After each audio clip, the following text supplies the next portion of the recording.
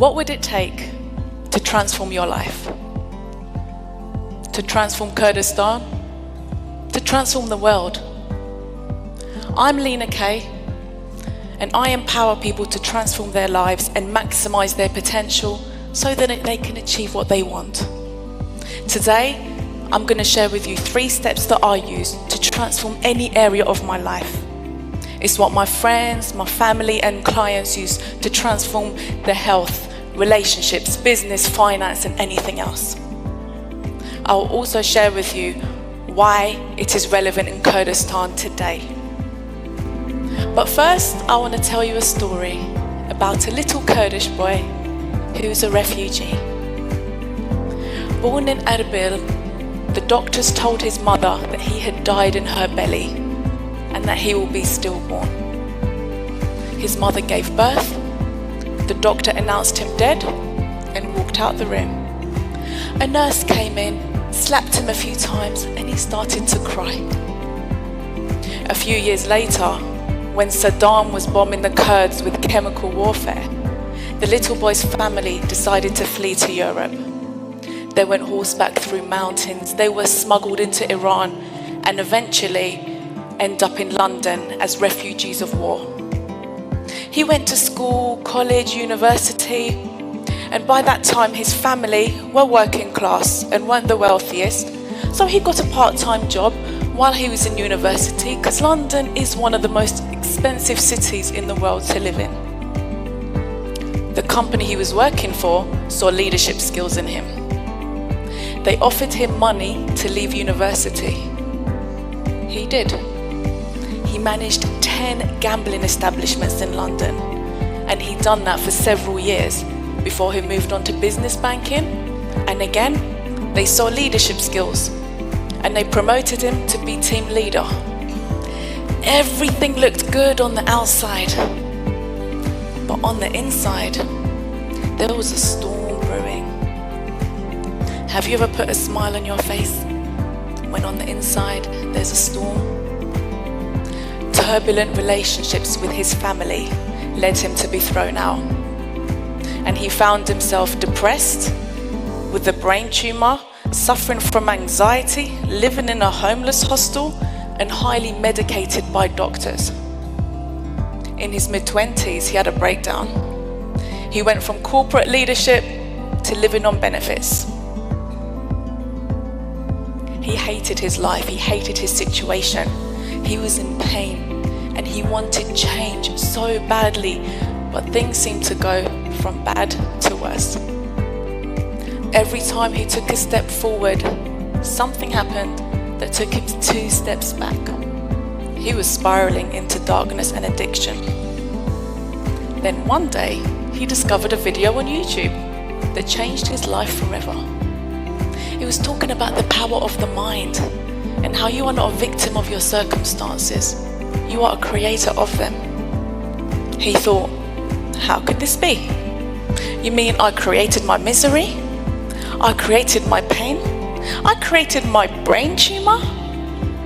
He thought surely someone would have told me this information. So he done some research into science, religion, spirituality. What he found difficult to find was any evidence against this. You see, physics says that reality is created from your perception. Neuroscience says your brain controls your biochemistry. Religion says you are created in the image and likeness of the Creator. And spirituality says that life doesn't happen to you, it happens from you. He liked the idea. He thought, if I created my own hardship, maybe I can uncreate them. Against the advice of the doctors, he decided to come off the medication and he started to self-heal. What does this mean? It means he was able to create better results in his biochemistry using his mind than the medicated drugs. He got better. He repaired the relationships with his family. He replaced his television with books.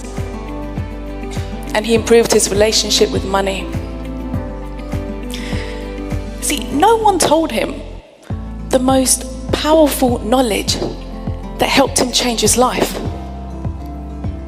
Not the education system, not religion, not the government, and nobody around him. And now he discovered this powerful truth. He wanted to share it with everyone he could. He trained, he coached, and he helped other people to develop who they are so they can achieve what they want. You see, that little boy was statistically destined to lose. Statistically as a refugee, statistically as someone who suffered from depression and countless other illnesses, statistically as someone on the benefit system. But he decided to change his life, and the only way he found out he could do that was by changing the way he thinks. Now, everything in that story is true, except for one factor. The little boy was actually a little girl, and that little girl was me.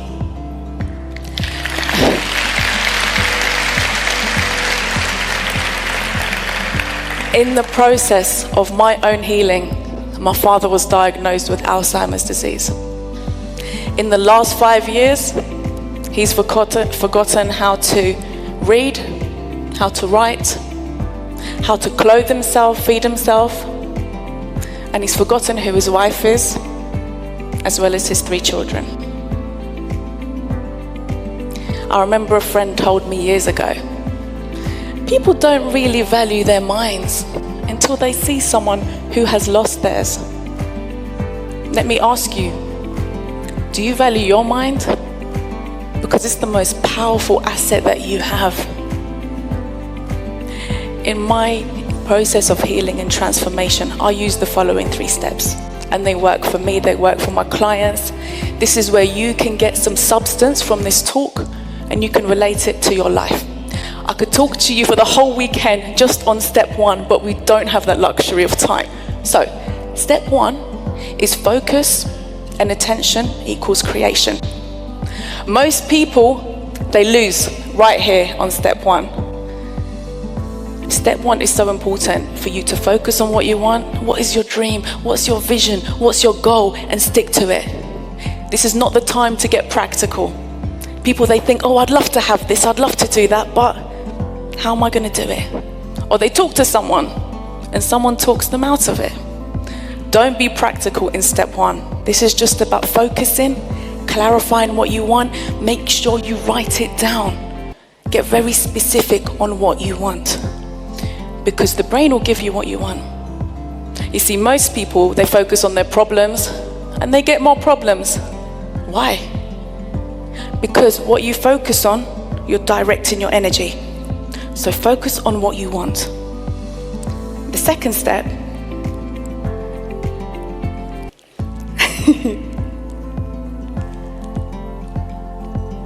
okay, your ideas are very, very powerful. Please do cherish them, because ideas change the world. Everything on this planet besides nature was once an idea in the mind of a human being.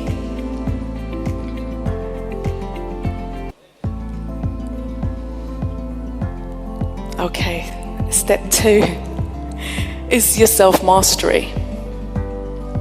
What do you believe about the things that you want? Because you see, life doesn't give you what you want, it gives you what you believe. If what you want is here and your belief is here, life will give you this every single time. So self-mastery is about knowing, how do you feel? What do you believe? Because you are designed. Okay.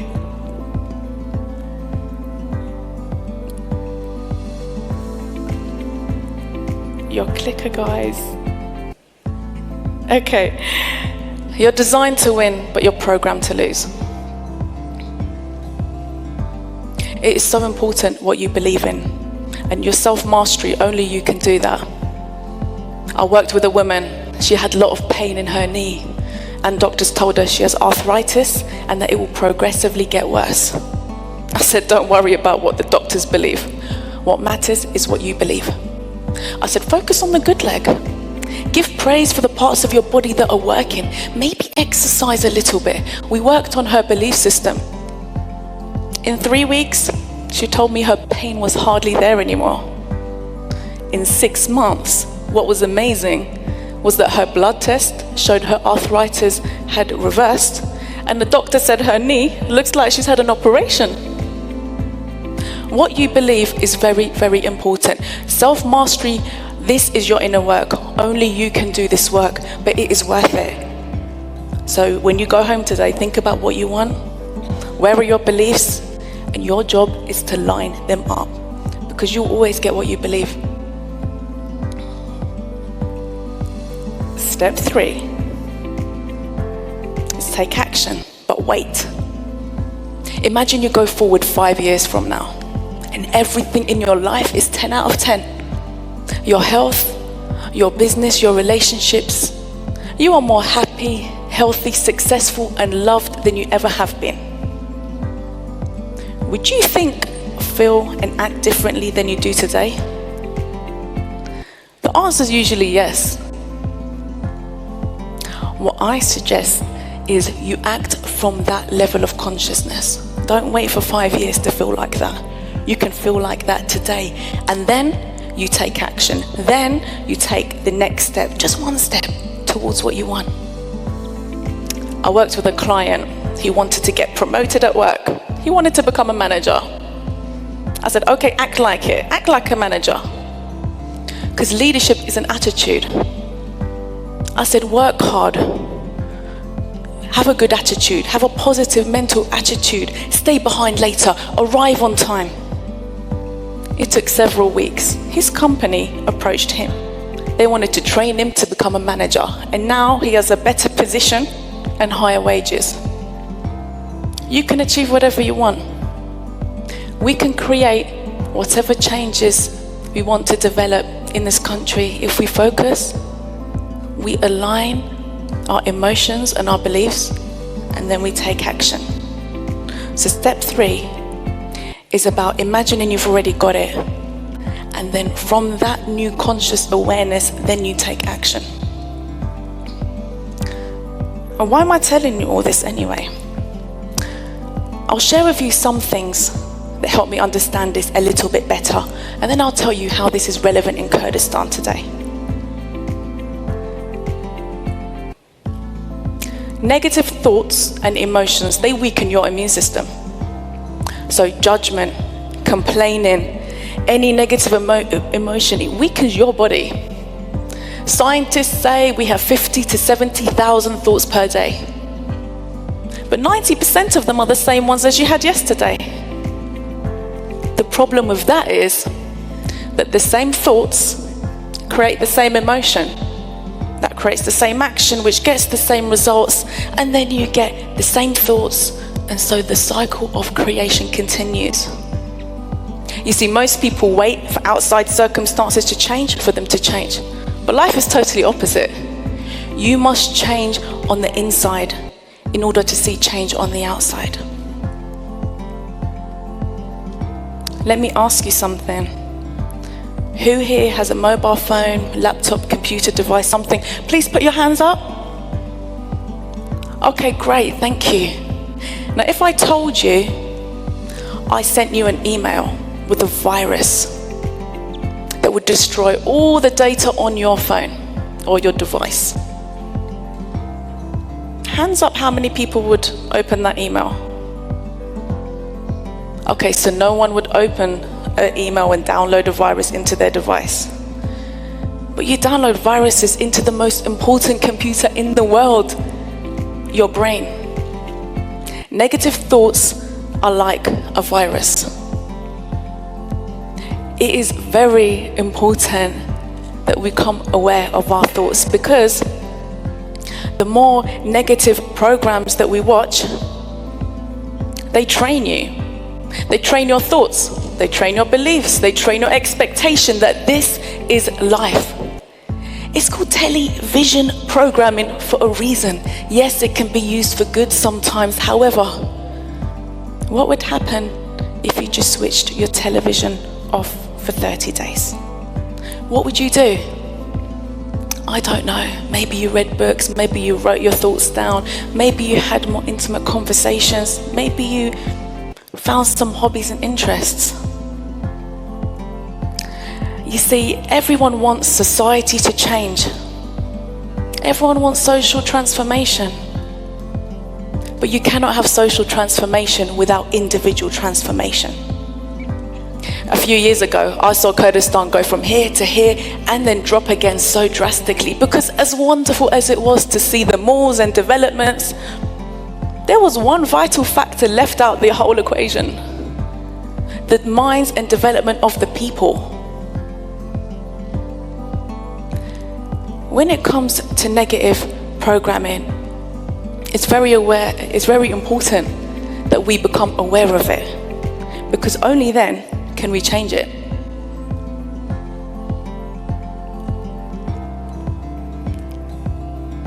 Bear with me, okay? Look, the history of Kurdistan is as rich as the land.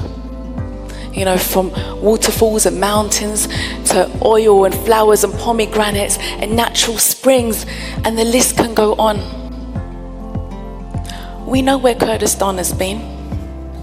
We know where Kurdistan is today. But where are we headed? And who gets to decide? What would happen if there was a transformation in the hearts of every man and woman? A revolution of self-transformation and self-development, because self-education is the most important type of education. What would happen? Because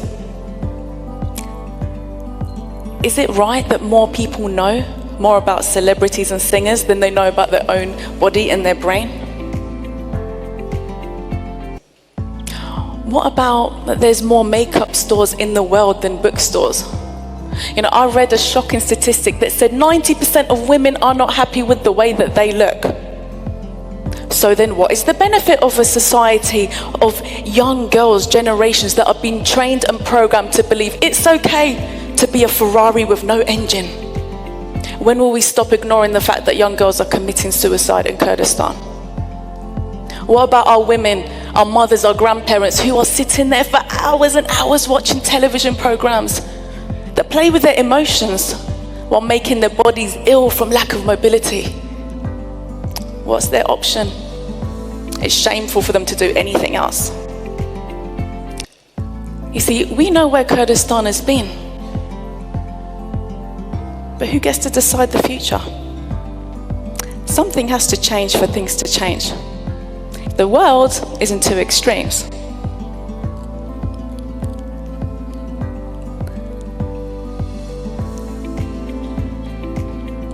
And we will get there. Thank you for your patience.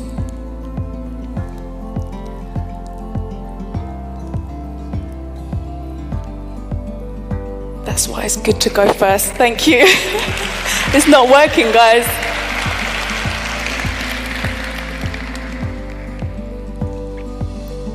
We only have 2 slides to go. We can do this, team. Come on. Yes, that's the one. That's the one. Yes. So I'll just tell you when to go next, yeah? Look, the world is in 2 extremes. Extreme poverty, extreme destruction, extreme disease.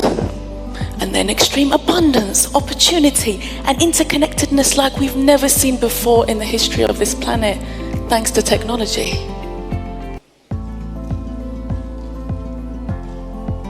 What if the future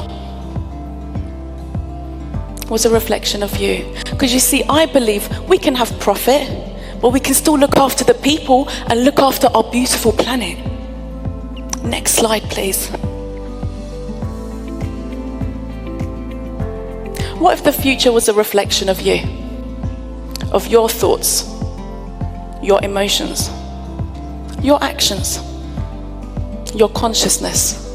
Because it is. The future won't be what you want. It will be who you are and what you believe.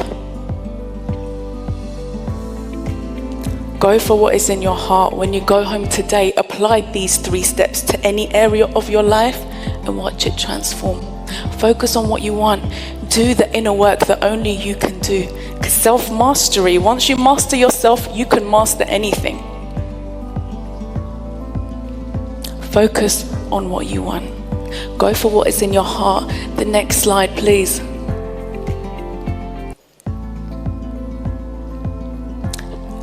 Go for what is in your heart. Believe in yourself. Believe in what you want. And never stop taking action towards it. Together, we are strong. In segregation, when we're divided, we're easy to conquer.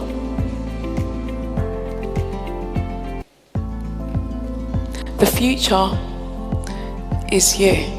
And one awakened lion is more powerful than 1,000 sleeping sheep. But the lion does not eat by imagining the sheep. He takes action, and that action comes from within. Focus on what you want. Align your emotions. Take action. It will be yours. You will feast on your success.